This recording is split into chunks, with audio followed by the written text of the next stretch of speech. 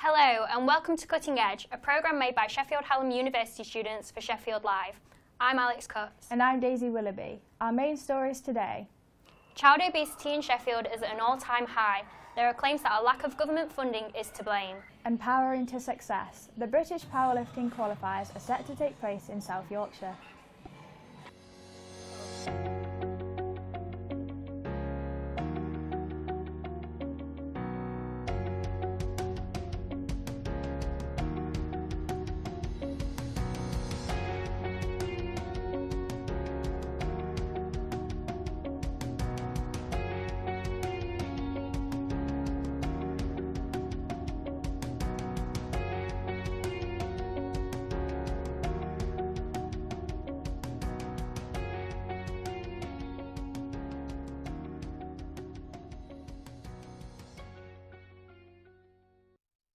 The use of e-cigarettes has increased in recent years as they are now considered the most popular method to quit smoking in England. But there are now concerns about its impact on users' health. Alex Cutts went to find out more. The trend of using e-cigarettes has grown astronomically over the past 7 years. In 2019, Action on Smoking and Health reported that 3.6 million people in the UK now vape. A big concern with vaping is how many young people are taking part. In 2018, the British government found that 1.7% of 11 to 18-year-olds reporting vaping at least weekly. With more e-cigarette shops popping up across the city, it's becoming more accessible for the public to buy products and the liquids. Smoky Sam's in the Moor Market is just one of the shops that has seen an increase in sales of e-cigarettes over the past 3 years, especially amongst youngsters. Especially the younger generation as well. A lot of the younger ones are buying a lot more e-cigs that have never smoked before, and they now are going straight onto the e-cigs as well. But are e-cigarettes really any safer than smoking, or are young people putting themselves in harm's way?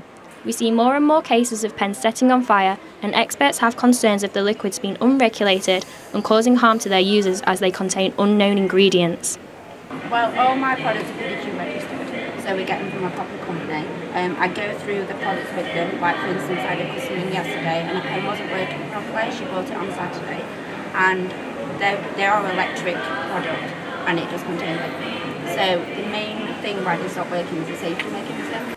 With the rising interest of young people starting to take up vaping, organisations such as Sheffield Hallam University have supported the council's Smoke Free Sheffield campaign by enforcing a smoke-free and vape-free campus.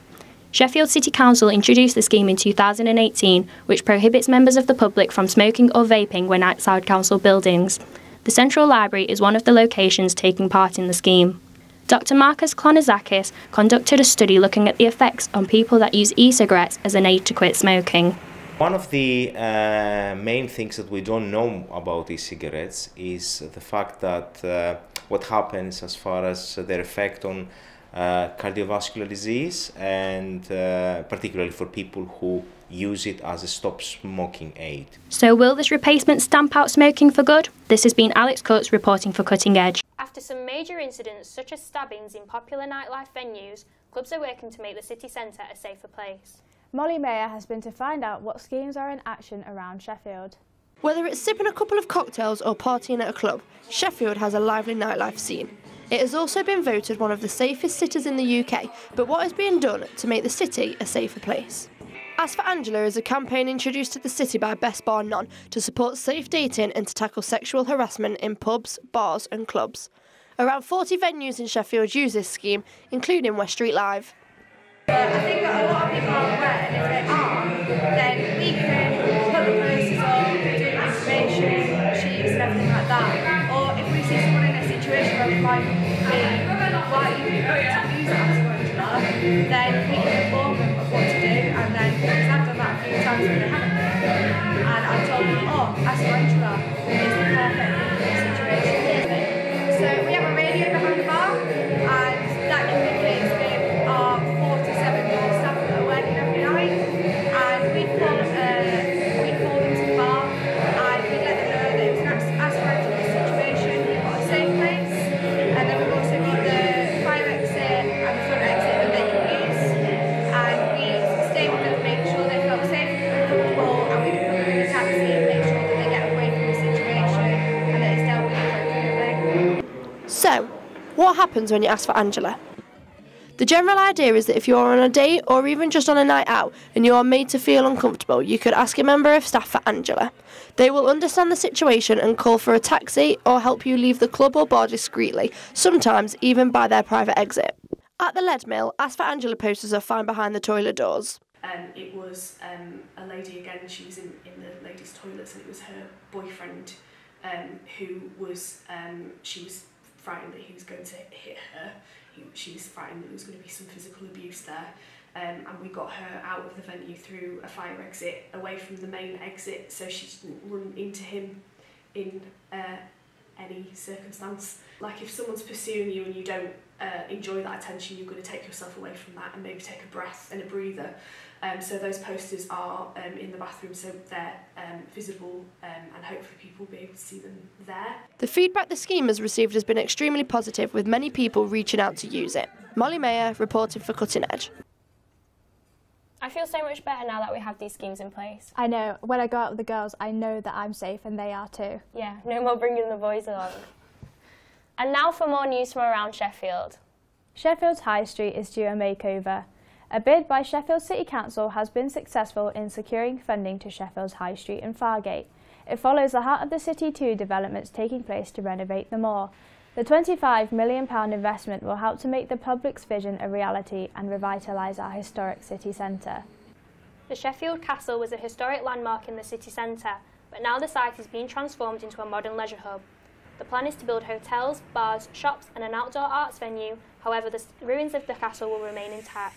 Final preparations are being made for temporary closures on Division Street between the Devonshire and Eldon Street junctions.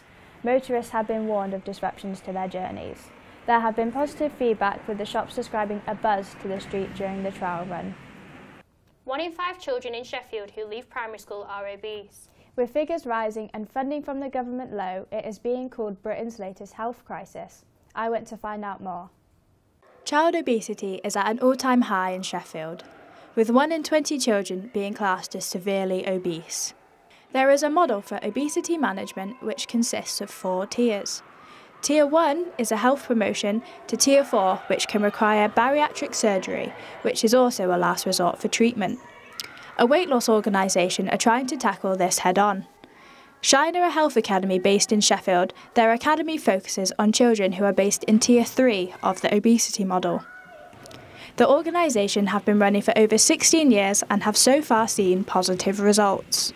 And we see really positive results, not just in the terms of weight loss, but also in quality of life for these young people, their overall health, confidence, all those sorts of things. Tier 3 is an obesity level that begins to affect the health of the child. This means having problems such as type 2 diabetes, high blood pressure, mental health issues or a fatty liver. However, the Academy is struggling to find funding. With children in need funding every 3 years at request, it is uncertain what the future will hold for the Academy. Where we're stuck is that I don't think that people or the government recognise that children will get to a level that would require a Tier 3 service because of its complexities. So sadly there's no funding at government level for that level, and trying to keep programmes like Shine alive is really difficult because we're really dependent on the goodwill of volunteers and Children in Need funding, which is a grant. The Academy earlier this year took a trip to Parliament to discuss the matter further. Hopefully the future is looking bright for the Academy. This is Daisy Willoughby reporting for Cutting Edge. Now, with fast fashion on the rise, retail giants throw away the equivalent of 50,000 pairs of jeans every year. Some retailers are calling for changes to be made. We are joined in the studio by Charlotte Bulletin, owner of independent shop Rate Q in Chesterfield. So Charlotte, what's the problem with fast fashion? I think the problem with fast fashion is it's just overproducing and it's promoting overconsumption, which is having like a massive negative effect on the environment. And also it's a massive problem with the way workers are treated, how much they're getting paid, people being exploited. And I think because they're making things so cheap, it's undervaluing people's skill sets and the actual skills that have gone into making these things, and people don't realise that. So, do you not think that that's sort of what customers want, like with fast fashion? I think the thing with fast fashion is it's really accessible and it's cheap, which is obviously like perfect for some people. Like not everyone can avoid fast fashion because it's their only option, which is absolutely fine. But I think the thing that needs to be done is there needs to be more like transparency and awareness about the supply chain, the effects on the environment and everything in between. So how does this impact independent businesses like your own? It's hard because we have to try and compete with these cheap prices. Obviously with things like Black Friday, everyone's doing discounts, it puts independents under pressure to put discount codes on, which is going to like massively eat into our profit, whereas they can get away with it. So it's a lot of pressure put on us, and obviously because we make everything ourselves, like we know the time and effort and the value that's gone into making something. So people don't understand that when they shop independent and it's a bit more expensive, they complain about it because they can get it cheaper somewhere else, but that's because they don't understand how both things work. So I want to raise more awareness about that. So you spoke earlier about fast fashion being bad for the environment. So what do you do with your waste and how do you sort of help with the environment aspect of that? So with my brand, I mainly sell vintage or second-hand clothes, and I make clothes from like second-hand materials. Anything that's wasted or that would be waste, I make into like scrunchies or tiny accessories. I save all of my scrap fabrics. I post everything out in recyclable boxes and tape. So I try to keep my waste down to like absolute minimum, and I'm a hoarder, so I try and keep everything that I can because it'll come in use sometime. That's great. Thank you, Charlotte. Thank you. Sheffield United were promoted to the Premier League last season after 12 seasons away. But when May arrives, will the Blades still be in the top division? We went out into the streets of Sheffield to ask members of the public what they thought. It's very, very difficult. It's a big challenge. It's not a team that I know an awful lot about. I'm a Charlton Athletic supporter, you see. So I think Premiership is for all the fancy boys. It's not real. It's real football in the Championship. They'll definitely still be in the Premier League next season. Yeah. Definitely. Yeah. Chris Wilder's got them playing fantastically well, and they've got enough to stay in that league. Definitely. Okay. Do you think that adds something to Sheffield to have them in the Premier League? Yeah, definitely. I think it's always good for any city to have a team in the Premier League. It looks like Wednesday got a good chance of joining them as well this next season. I think why not, if they can train enough, train hard and have the support of their fans, why not? Well, exactly. What do you think that it brings to Sheffield to have their team in the Premier League? I think it just adds a lot of pride and makes people feel really excited about being from Sheffield. Yeah. It raises the profile of the city. You know, you hear about, like, you know, of teams in Germany, if the city's got a top-ranking side, you hear about it more. It raises the profile of the city. I think they've got a team stronger this time. I think they've really done well, and though we don't always support that side of the city, it's nice to see them doing well, and yeah, I think they'll stay up. Do you think that it adds something to Sheffield to have them in the Premier League? Oh, definitely, yeah, good side, very good side, with a good manager, I hasten to add, so yeah, good stuff. Ultraflex Gym in Rotherham is set to host the British Powerlifting Union qualifiers for its third year on the 15th and 16th of February. We sent our reporter Charlotte Stamborough to find out more. It's now less than a month until powerlifters from around the country gather here at Ultraflex Gym in Rotherham for the East Midlands and South Yorkshire Amateur British Powerlifting Union qualifiers. The BPU estimates that this will bring over 200 observers. I think it's going to bring a lot of exposure, a lot of positive motivation for people to try and get into weightlifting and kind of change their lifestyle and habits. So I think it does bring a lot of interest from general public in a positive light, especially these days with a lot of kind of health problems and problems of obesity and stuff like that. It does help to get people through a door and help people get interested in actually getting fitter. Erin Crisp is a 21-year-old business student from Lincolnshire and is competing in the under 75kg full power category, which consists of squat, bench and deadlift. I spoke to Erin about his goals and why he chose to compete. Because it gives me the opportunity to push aside everybody's views, because people associate size with strength, where I'm stones lighter than some people and quite a bit stronger. Gives me the opportunity to be the best I can. I hope to deadlift 175, I hope to squat 130 and bench 90, being the heaviest numbers so far. 50 competitors per day are set to go head-to-head in the qualifier on the 15th and 16th of February, and it is one of the busiest in the country, filling competitor spaces in just under 20 minutes. Charlotte Stanborough reporting for Cutting Edge.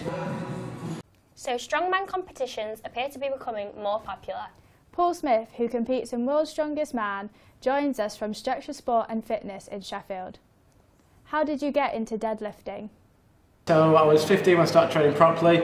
I've always watched World's Strongest Man and things like that on TV as a kid for years and years. So got into the gym and then started getting a little bit better and found out it was something I really wanted to kind of push on and go somewhere with. So what made you compete in the World's Strongest Man competition? So I started competing off in a little local competition. It was a really small thing, but my mate kind of pushed me into it. I wasn't sure what to expect, but once I did that, I really liked it. Carried on going up through the ranks, and then the big goal was World's Strongest Man. That was the massive competition for everyone. What is the biggest achievement of your career? Biggest achievement free. Competing at World's Strongest Man was one, but I won the Junior World's Strongest Man competition as well in 2017. That was probably my biggest compliment so far. And how do you feel before the competition? Is there a lot of pressure? The first big competition, it was a bit nerve-wracking, although I was one of the younger guys, so it's there wasn't too much pressure on me. It was cool to be around all the guys that I knew and had watched on TV, so it was just a good learning curve and a really fun experience. What reaction did you get from your family when you told them about the competitions? It's a funny one. Some people were supportive, some people thought I'd never really get there. Especially being quite a short guy for a strong man. I had a lot of that I'd be too small or anything to actually compete. But I got that for years until I actually got there. So yeah, mixed reactions. What's the heaviest thing that you've lifted? Heaviest thing I've ever lifted, I lifted a 600 kilo yoke, so that was a bar across my back, which is pretty heavy. But if we're talking other lifts, I've pulled a truck that weighed about 22 tons. That was the heaviest thing I've used. Do you take any supplements before these heavy lifts or competitions? Supplements wise, I take a few little vitamins and things like that just for health wise. I don't take any kind of stimulants or caffeine or anything like that. Just not something I've ever been into. Might be something I give a try, but not really been for me so far. And before a competition, do you have a routine that you follow? Before comps, the big thing is relaxing. Often we're at the arena and the venue hours before. So a lot of it's chilling out, trying not to get too hyped up, and then really being able to switch on. And once you start warming up, really get your head into it within about half an hour, 40 minutes. So what advice would you give to someone that wants to start deadlifting?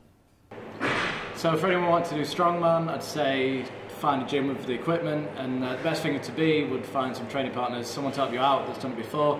If you're going on your own, you can make it, but it's good to have someone who's done it before and can show you the way a bit. And it's just good to have someone to train with, makes it a bit more fun, a bit more interesting. Thanks, Paul. That was great. Thanks a lot. 600 kilos, oh my God. I know, that's like 12 of me or something. And the truck as well. I know, I can't believe it. I couldn't even lift a bike. Thanks for joining us on Cutting Edge. Join us again soon.